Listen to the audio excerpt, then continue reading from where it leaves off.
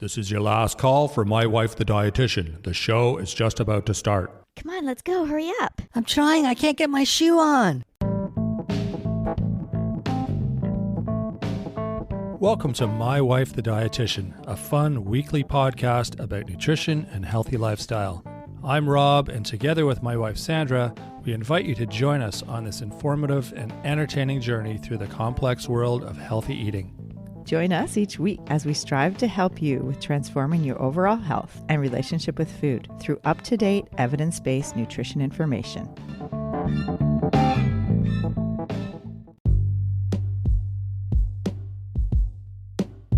Do you often come home from work without a plan for dinner? Do you make time to grocery shop once a week? Do you use a list when you shop? How many times a year have you vowed to start eating better and end up just eating cereal and pizza for dinner most nights of the week? Tune in to help unlock 7 keys to healthy eating. Welcome to My Wife the Dietitian. Hello, Sandra. Hi, Rob. How's it going? Good. How are you? I'm doing well.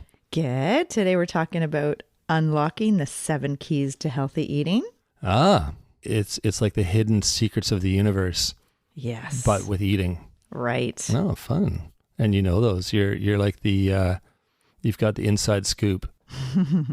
Awesome. Well, we realize that this is our 100th episode. Whoa. So there's lots of information through the other episodes that help frame the 7 keys to healthy eating that we're going to discuss today. Yeah, there's a little bit of stuff we've talked about, I guess, right?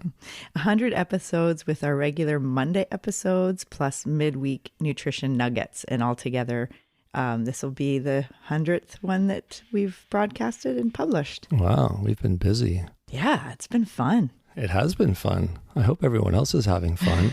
I think so. Well, that's good. Well, we do know that from our analytics that people tend to listen once and then they follow us and they listen to other episodes. So most of our listeners don't just listen once and leave. They listen once and they're committed to listening to more. There you go. You guys are that. stuck with us. But I really wanted to pause, reflect, and celebrate all of the incredible and valuable information that's been covered in these 100 episodes, because we've had several guest experts with their perspectives, and it's been incredible information. So I want to partly just honor their voices and review their contributions a little bit, but we are going to delve into the 7 keys to healthy eating. We did cover with our guests health and wellness through diet and lifestyle, from topics about grocery shopping and certain diseases and conditions, nutrients of concern and supplements. We've delved into diet culture, mindful and intuitive eating, plus craving change, to help better understand the complex and deep relationship to food and eating. Yeah, I think we've covered the gamut. And then there's also been like the really interesting deep stuff, like the nutrigenomics. Yes. Remember that? Yes. Like real science-based stuff that just my head kind of spins during those, but it's really, really interesting. Oh yeah, with Halit Milner. That was really interesting. Yeah. Oh my gosh. There's so many different, I didn't realize, I remember when we started this, there was people saying, aren't you going to run out of topics? And I thought, I hope not. I think there's lots of stuff we can talk about, but now that we're in it, it's endless. So there's so many different facets of nutrition and health, and then like the little micro facets that we get into. It's so interesting, and there's so much to know. And yeah, I can't wait to hear about the 7 secrets, or whatever we're calling it today. Unlock the 7 keys to healthy eating. Okay. Well, one of those micro episodes, it reminds me of episode 77 when we were speaking with Jen Hernandez, who plant-powered kidneys. Yep. And it was more about kidney disease, but also we covered gourmet salts. And that's kind of a micro topic in a bigger picture. For sure. Yeah. Like everything's related. It is. It's all related. Yeah. Absolutely. We're all going to be experts eventually, right? And coming up in the next couple months through the summer, we're going to have really interesting discussions with, we have author Vicento Molina, who has written 14 different nutrition books. Becoming Vegetarian is her main book that I have and that I've read, and Becoming Vegan is another one of her books. But she is launching another book called Plant Powered Nutrition, and Oh, that's nice. coming out this summer. Oh, that'll be an interesting conversation, I'm sure. Yeah, that'll be really good. I'm super excited. She's kind of like someone that I have been following for my entire career. Oh, really? Yeah, she's the guru of vegetarian nutrition. Oh, amazing.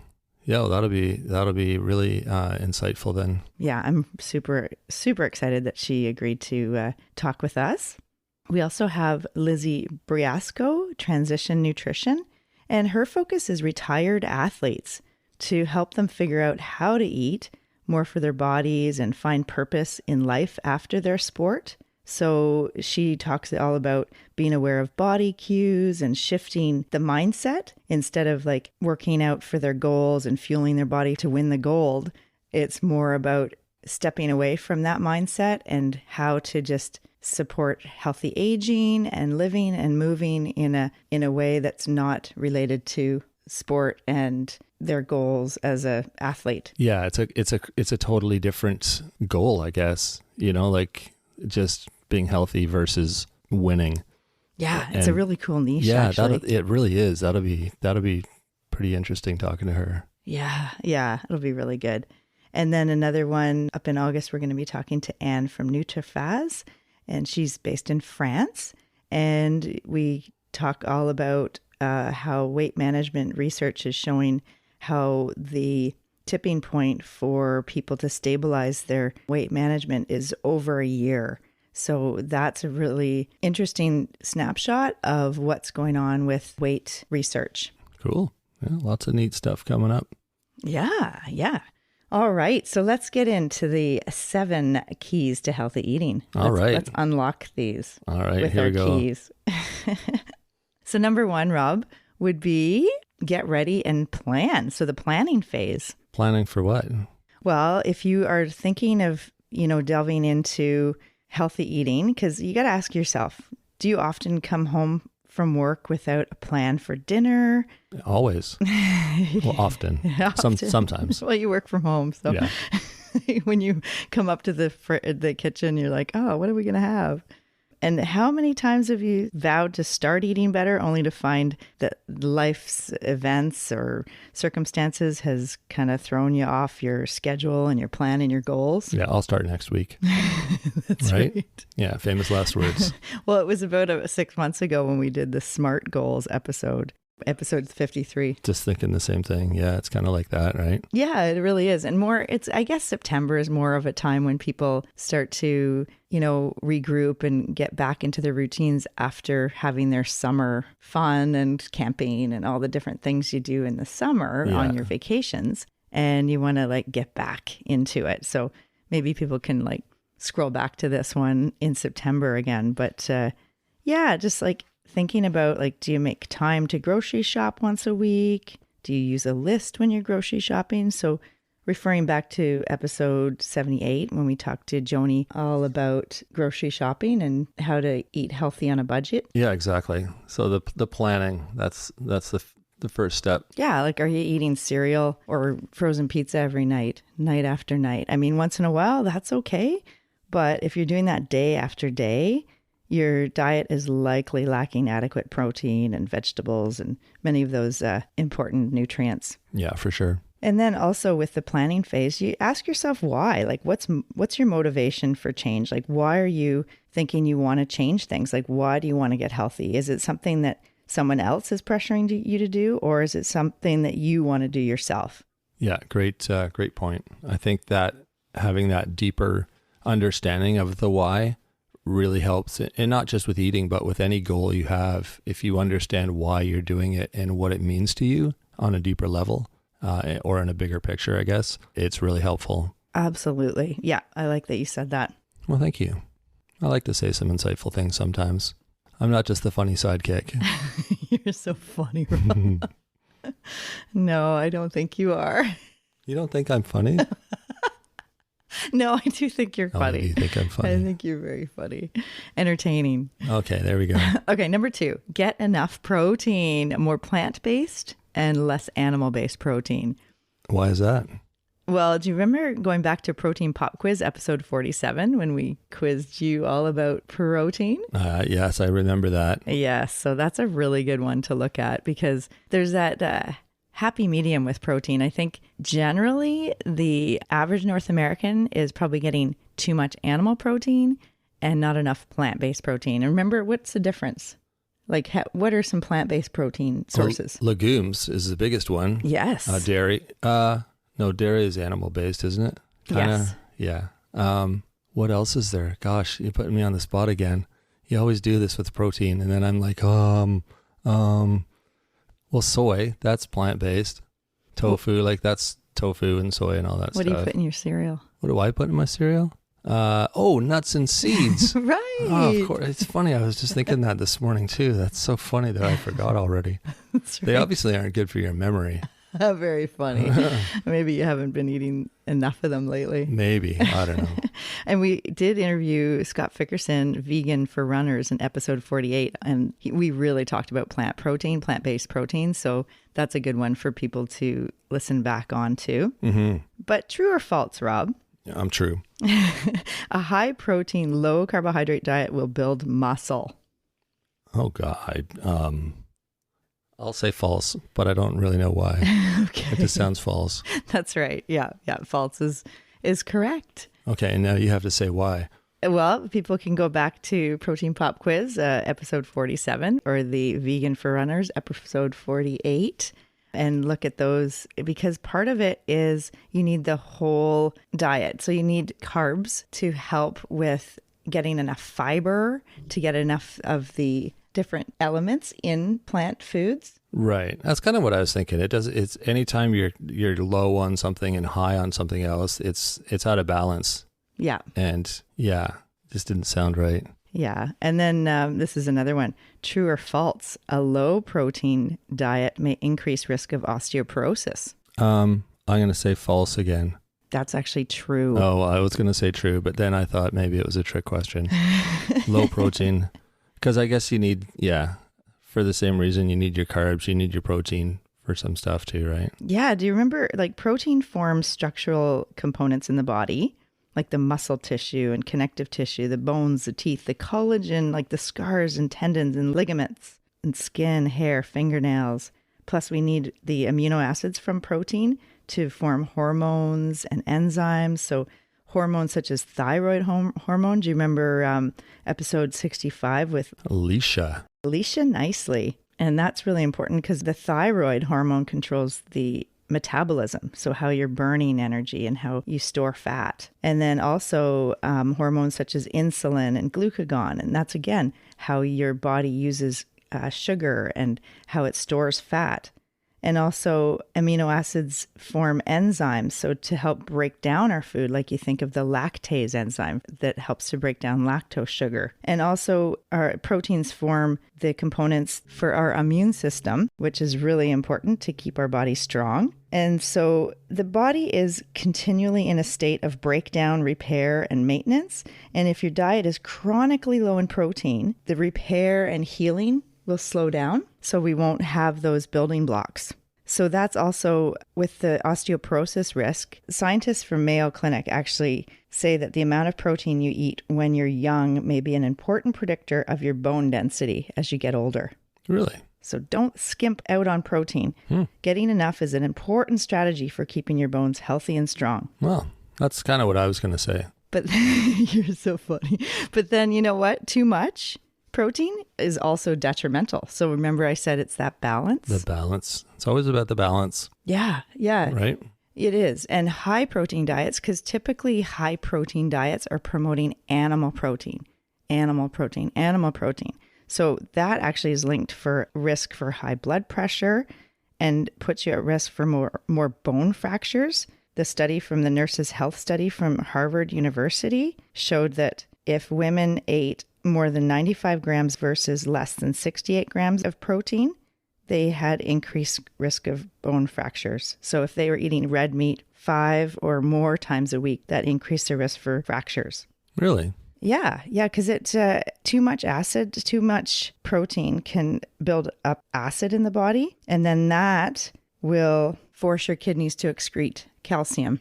Interesting. Yeah. Wow. So the animal protein, too much, can make your body lose calcium, and then you're not building that strong bone. And we've talked about this many times in previous episodes. But you need enough so that you don't get osteoporosis, but then too much and you lose calcium, which also leads to osteoporosis. Correct. Oh, that's very confusing. But that's the bottom line is getting more plant-based proteins and less animal-based proteins. You know what it reminds me of? This is a complete, like, off-the-wall kind of comparison, but it reminds me of a hot tub and all the chemicals you put in a hot tub. And it's like, oh, you put some of this in, and then it's like, oh, I've put too much of that in. Now I got to put some of this in to, like, lower that other one down. And it's just this crazy, just adding and subtracting things to get the perfect balance. That is so true. I love that analogy. That's right? awesome. And it was so weird shopping for hot tub chemicals because they have like pH up and pH down and like all of these things. I'm like, we eventually got rid of all that stuff and went to a different system because it drove me crazy. But it's kind of like eating, right? It's like you can't have too much of one thing, but if you eat something else, affects everything is in relationship to each other. Yeah, absolutely. That's awesome. I miss our hot tub. We used to have a hot tub, but no longer. Anyways. We have other things in life. And I think the chemical issue, as you said, was a little bit daunting. Well, yeah, just frustrating. And I'm sure people with hot tubs are like, yeah, totally. Right? That's right. Yeah. Okay. I just wanted to go over one last quiz. It's a mini protein pop quiz because we did that episode 47 protein pop quiz. Okay, here we go. So which foods contain the most protein? So 1 ounce of beef, 1 whole egg, a protein granola bar, or half a cup of cooked lentils, which is 125 mils. Lentils. Oh my goodness. It was kind of a trick question and you yes. No, I'm on to you. Lentils followed by, I would say, the granola bar because it's a protein granola bar, right? Right. They often have quite a bit. And then I'd say the beef because it's only 1 ounce, and then the egg. Wow, that's awesome. I think a lot of times you look and you think beef right away, of course, because that's like protein, beef. People think animal protein and red meat as a good way to get your protein. But just to demonstrate, half a cup of cooked lentils gives you 10 grams of protein, whereas 1 ounce of beef gives you 7 grams. So if you had a serving of beef, it would be 21 grams because, as you said, it's the 1 ounce of beef. That's not very much. Right. But I mean, for a recipe, you could, like, say a spaghetti sauce, you could actually have a little bit of ground beef and some lentils in there, and that thickens the sauce, and then you're getting more protein. Right. And you're getting it's a better balance than having a ton of red meat and no lentils. You could have a little bit of the plant-based protein and a little bit of the animal-based protein. Or just all lentils.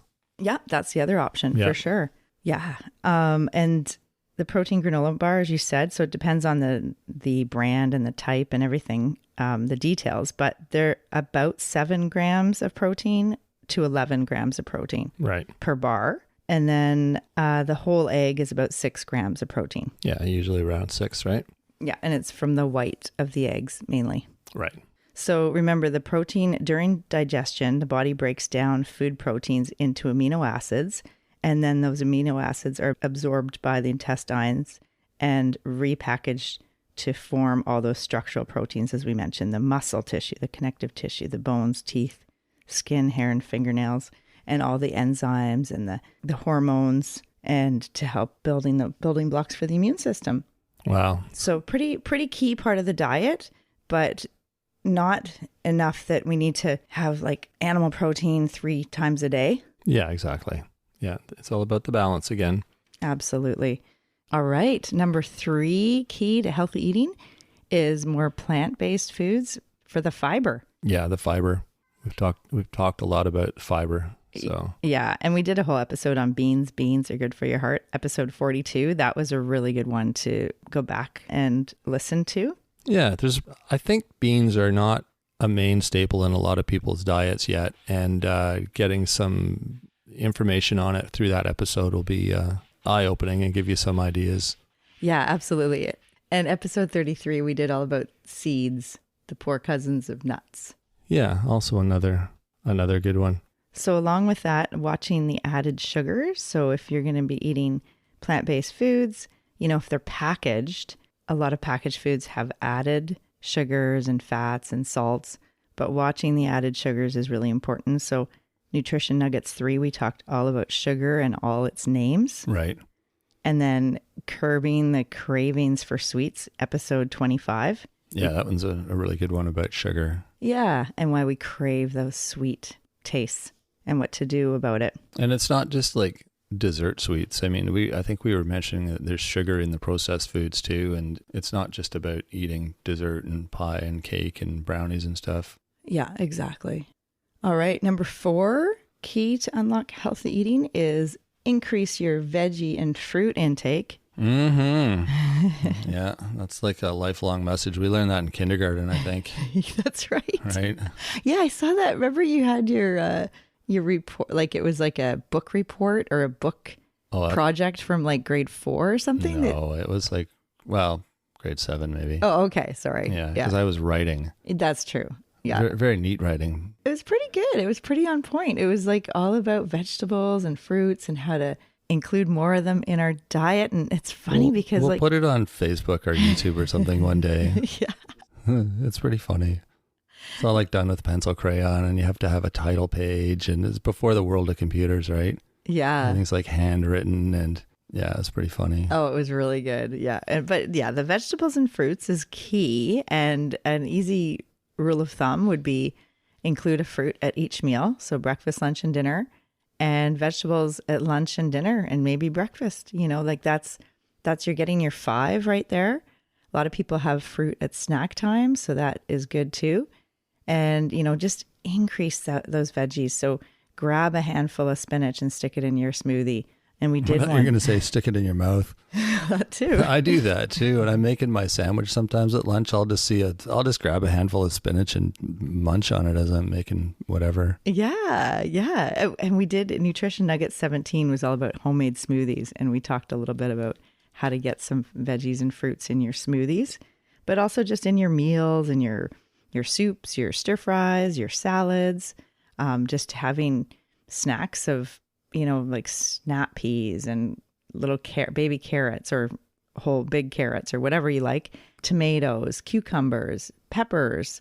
So a lot of times in the grocery store, you can get those kind of lunchbox size, smaller veggies that you can put in, a picnic basket or lunch. Yeah, they're ready to go, kind of easy. Exactly, all cut up and ready to eat. So those are all great. Cut up for you. That's right, because I think that's the thing. That's one of the barriers for people is just the preparation with vegetables and fruits, like the washing and peeling and cutting and that type of thing. So if they're already done for you and it makes it easy, whatever makes it easier for you to get vegetables and fruits in the diet is a good thing in my books. Yeah, I agree. Same thing with canned and frozen, like just having those on hand so that when you're making soup, add some frozen veggies. And I think a lot of people have a mental block about, it tastes, I don't like frozen vegetables. Ooh. But, just try to get over that and just try to add more vegetables into your meals because it's good for everybody in the family.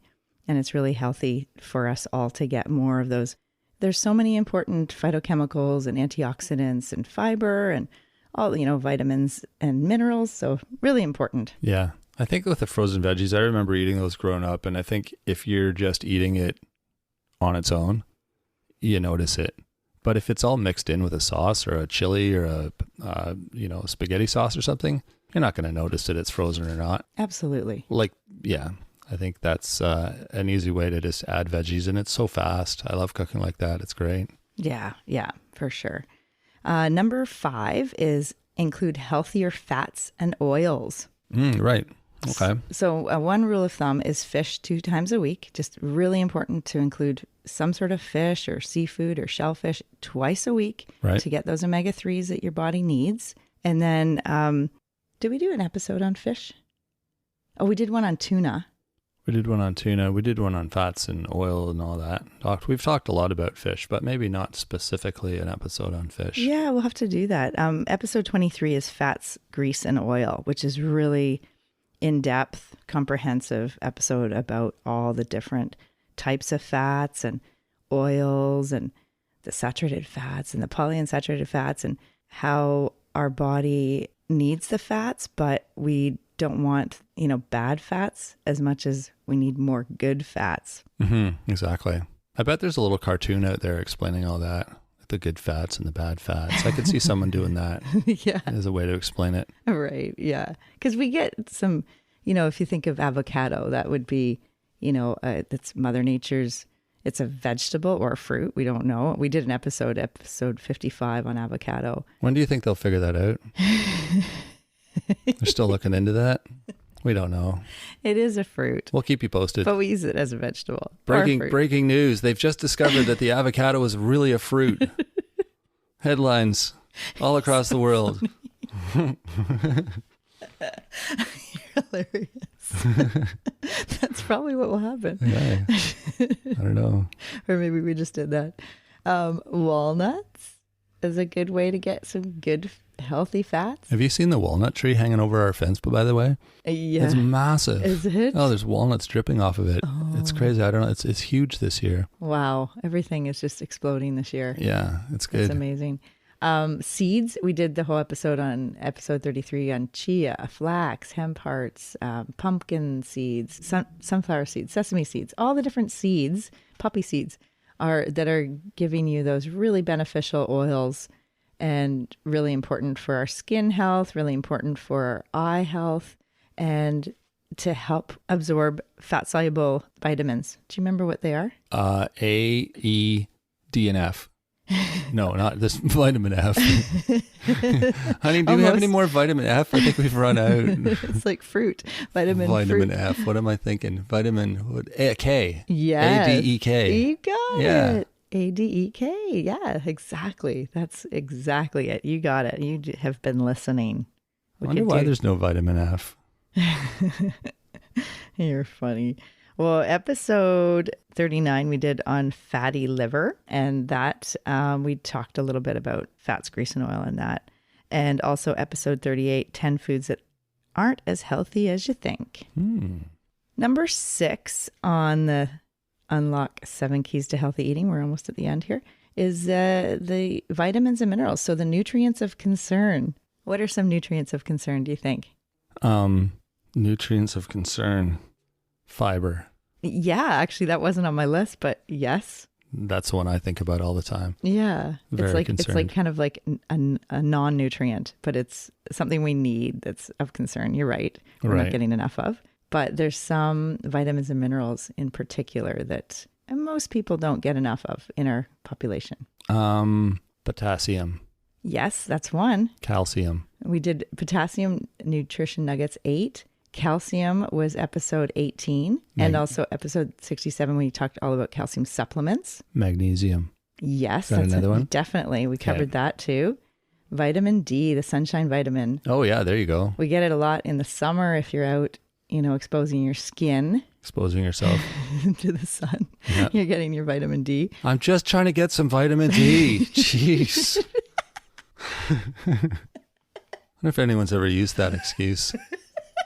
Mr. Gentleman, you're going to have to come with us, please. That's not okay to do that. You're so funny. And iron, actually, that's the most common deficiency in the worldwide population is iron. Iron. Yeah. Iron. But a lot of people that eat red meat and eat protein foods like animal protein are getting iron. But we did a whole episode on iron, episode 56. Right. On other places you can get iron besides red meat. Yeah. Right. Excellent. And there's specific ways to eat too. Like if you have a vitamin C rich food with your meal, that will help your body absorb iron too, especially the non-heme, which the plant-based iron. Right. Yeah. And okay, number 7, we've come to the last one, or the 7 keys to healthy eating. Number 7 is water. Yes, or fluids. Fluids, yeah. Because you gotta like allow everything to mix up, and fluids play an important role. That's right. I love the analogy. I think we did with, was it with Jen Hernandez or Melanie Betts? I think it was Jen. Okay. Yeah. With kidney stones, we talked episode 70 with Melanie Betts, dietitian, all about kidney stones and the importance of fluid. And I liked the analogy of the river flowing, and then if it all dries up and there's no water, then things can't move. You didn't like my analogy about you cleaning your gutters? Yeah, I did like that too. Yeah, exactly. I thought that was But pretty, we can... pretty good. That's right. We can see it in the summer, how everything dries right up, eh? Yeah, well, yeah, for sure. And stuff doesn't move if there's no liquid. That's right. And fluid is so important for our health and our hydration and helping with... Well, so many functions in our body rely on it. Yeah, exactly. Yeah. Great. Well, all those 7 keys to healthy eating can help start you on a plan to improve your health overall. Let's go over them again. So getting ready and plan. Yep, planning. With figuring out your mindset and your motivation of why you're deciding to embark on improving your eating habits. Plus having the tools, like having, grocery shopping weekly and having your list and having a plan for most meals. Yeah, buying the right foods and that sort of thing. Having everything on hand you need. Yeah. Number 2 is eat enough plant-based proteins. At least half your protein could be plant-based. Right. And less animal-based protein, but overall getting enough, but not too much. Number 3, help with the fiber intake. So plant-based foods will improve the amount of fiber. Yeah, the 2 and 3 kind of go hand in hand, which is kind of nice. Yeah, because we do know that there is a kind of overall lack of fiber intake in most people. Right. Number 4 is increasing the amount of vegetables and fruits in your week. Right, which will also help with the fiber. Yeah, exactly. Yeah. And give you more fluid too, because a lot of vegetables and fruits have lots of water content. Yeah, it's true. So that helps with hydration. Number 5 is healthier fats and oils. So making sure you're getting fish twice a week and aim for getting more seeds and nuts and avocado. That will give you some of those healthier fats and oils. Right. We can also add the hemp and the flax seeds and chia seeds and all that to whatever you're cooking. Exactly. You can ground them down. We do that in our coffee grinder, so it's kind of like, I called it dust, but what did you call it? Powder. Powder. Yeah. That's more preferable, I guess, to think of it as a powder. If you think of it as food, you don't want to eat dust. Exactly. Yeah. But so anyways. You can just add that to whatever, and you're getting some extra. Number 6 is vitamins and minerals. Okay. So trying to include those foods that have the nutrients of concern that we want to make sure we're getting enough potassium and calcium, vitamin D, magnesium, iron. Yeah, perfect. You gotta get all those things, right? And then the final one, keep that river flowing. Keep it flowing, baby. Get enough fluid. Yeah, water, ideally. Right. Yeah. Awesome. Well, there we go. We've unlocked the 7 secrets of healthy living, or what are we calling this? Unlock 7 keys of healthy eating. There we go. Yeah. Awesome. Well, thanks for sharing that. That's valuable information once again. So, get out and get your plan in place, people, and let's all be healthy together. And congratulations on producing 100 episodes, Rob. Oh, well, thank you. It's quite a feat. Yeah. Appreciate that. We've done a lot.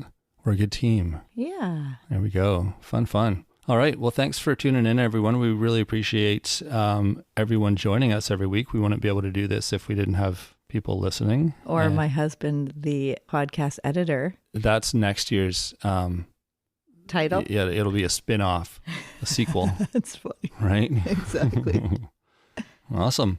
Don't forget to join us on our social media pages. We're constantly adding new things there. And if you have ideas for what you'd like to see on any of those pages, let us know, because we're always game to try new things, as I'm sure you've discovered by listening to us.